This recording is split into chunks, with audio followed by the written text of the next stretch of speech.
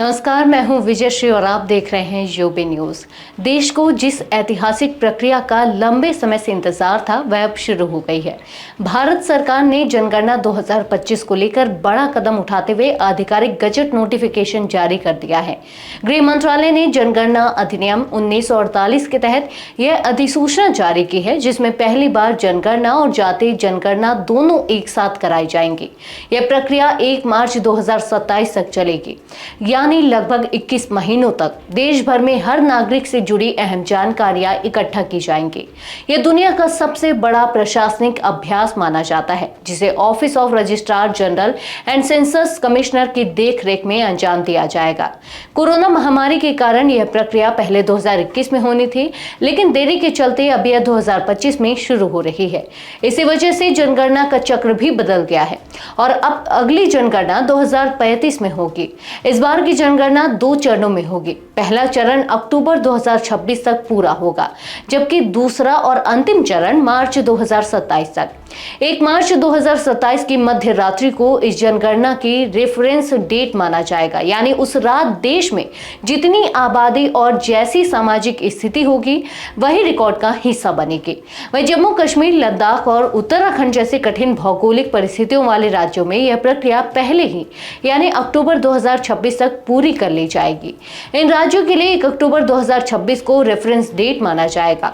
मौसम की कठिनाइयों को ध्यान में रखते हुए यह निर्णय लिया गया है। जनगणना पूरी होते ही मार्च 2027 तक प्राथमिक डेटा जारी कर दिया जाएगा, जबकि विस्तृत आंकड़ों के आने में दिसंबर 2027 तक का समय लग सकता है। इसके बाद 2028 से लोकसभा और विधानसभा सीटों के परिसीमन की प्रक्रिया शुरू की जा सकती है।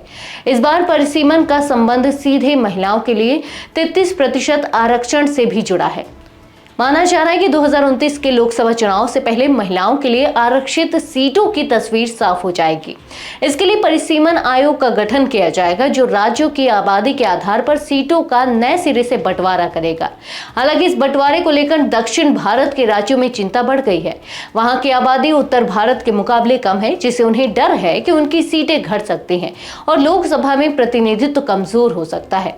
सरकार ने आश्वासन दिया है कि परिसीमन प्रक्रिया में सभी राज्यों की चिंताओं का ख्याल रखा जाएगा। इस बार की जनगणना पूरी तरह डिजिटल होगी। इसमें मोबाइल ऐप्स और सेल्फ एम्यूनरेशन यानी स्वयं आंकड़े भरने की सुविधा भी होगी। इससे यह प्रक्रिया अधिक पारदर्शी और तेज हो जाएगी। जनगणना शुरू होने से पहले देश की तमाम प्रशासनिक इकाइयां जैसे जिले, तहसील और थाने अपनी तैयारियां पूरी कर लेंगी। यह तैयारी 31 दिसंबर 2025 तक खत्म होनी है, जिसके बाद पूरे देश में आंकड़े जुटाने का सबसे बड़ा अभियान शुरू होगा। जनता से जो जानकारियां ली जाएंगी उनमें नाम, पता, उम्र, शिक्षा, रोजगार, धर्म, जाति, परिवार की संरचना जैसी जानकारियां शामिल होंगी।